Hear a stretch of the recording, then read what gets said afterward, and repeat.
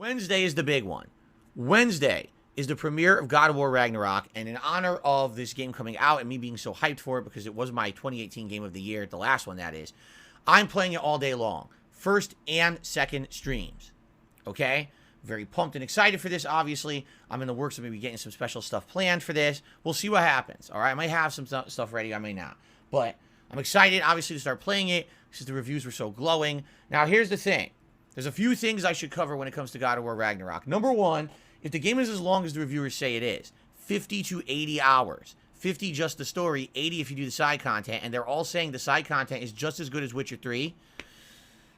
This playthrough will absolutely take a very long time to get through.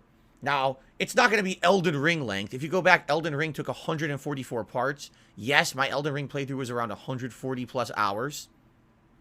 That's insane because the game was so long. This game being around 80 hours, I foresee this game, juggling it with all the other new releases coming out, taking about, no exaggeration, about a month to a month and a half to beat. So you're talking, I may not finish God of War Ragnarok till the end of 2022. All right? I hope you're ready for that ride. All right? I want to give it time. I want to do all the meaningful content. I don't want to skip things. There's going to be days where all we're doing is side content. Okay? It's not, you know what I mean? But I hope you're okay with that. I want to treat it with the same attention to care and detail like I've done some of my major playthroughs of the last several years, where because I took my time, I really learned to enjoy those games. Sometimes this can be a double-edged sword. Here's why. On the plus side, the playthrough overall is better. If you watch the playthrough, if you join me for the streams, if you watch on demand after the fact, this playthrough will be of very high caliber and high quality. My commentary will be better because I'll be more focused. I'm not rushing. I'll enjoy everything for what it is at face value rather than just, trying to make progress every time I play. Interactions will probably be great. We'll have great conversation and everything while I play. But the double-edged part of the sword is that when I have a game that takes that long to beat, I absolutely lose audience engagement. And what ends up happening is the longer it takes to beat, the less people are invested and won't keep watching. And that's a problem. Even with Elden Ring, this happened. The first month that I was playing Elden Ring, oh my God. Sky-high views on the streams, sky-high views on the videos on YouTube. The second month I was playing Elden Ring, it definitely started to wane. By the time I beat Elden Ring, no one was even tuning in until I fought Melania. That was it. No one cared for those last couple of weeks that I was playing. In the end game, this is the most challenging stuff in the game, and people weren't there for it. They didn't really care. Okay? So that's a problem. All right? I am nervous that if I play this game like it deserves to be played, I'm not rushing through, but instead I'm taking my time and I'm trying to do everything fairly, that I'm going to lose engagement and attention on the playthrough. All right? It is a concern. Absolutely it is. In addition, I do feel that some people are going to be playing the game along with me, and already there's been some people who have expressed the opinion that they don't want to watch the playthrough because they're going to be spoiled. I find it really hard to believe that outside of Wednesday itself, anyone playing this game will be spoiled by my playthrough, because I am a variety streamer. I'm not going to be playing God of War every single day. Okay?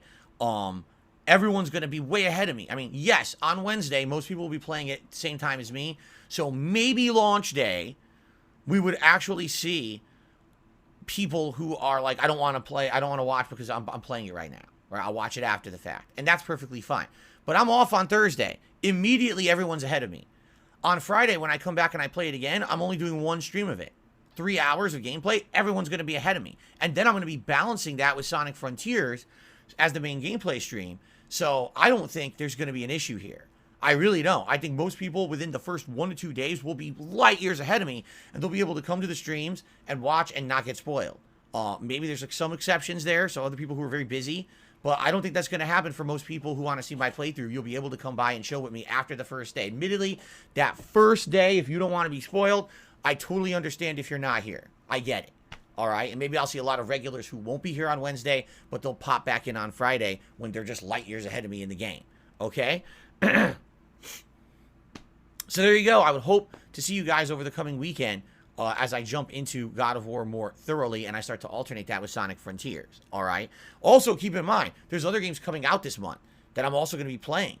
God of War and Sonic Frontiers will be a focus for a few days, but then there's other games coming out, and I'm going to have to pick and choose what I want to play. I'll be honest right now. Games like Goat Simulator 3. You know, I wanted to do the Atari 50th Anniversary Collection. I don't know when I'm going to do that.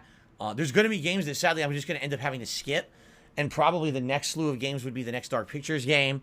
And I think later on this month is Evil West and also Pokemon. But again, it may be a situation where I just have to pick and choose. You have within 1 month, like 10 high-profile games coming out. One of which is pretty much almost everyone's Game of the Year contender. It's like, geez, what do you do? How do you pick this, right? So, and that's the other thing. So, Sith Alchemist says, Goat Simulator, that'd be a good night stream game. Yeah, so will Modern Warfare 2, multiplayer. So will Gotham Knights. So will a million other games that are coming out. You see what I'm saying? This is a situation where there's so much coming out that it's going to be incredibly hard to decide what to play. I get the feeling I'm going to have to skip like half the games this month. I just get that feeling. That's going to be a month where I have to make that critical decision, what's best, and just skip a few things and say, okay, maybe we'll get to these in December, right? Second half of December when things slow down with games, then we'll play them, okay? Eternal Napalm, yes, I'll play Atomic Heart in February. It's Game Pass. I absolutely will play that. Okay, so there you have it. That's the schedule. Now, special events coming up this month. Yes, there is one.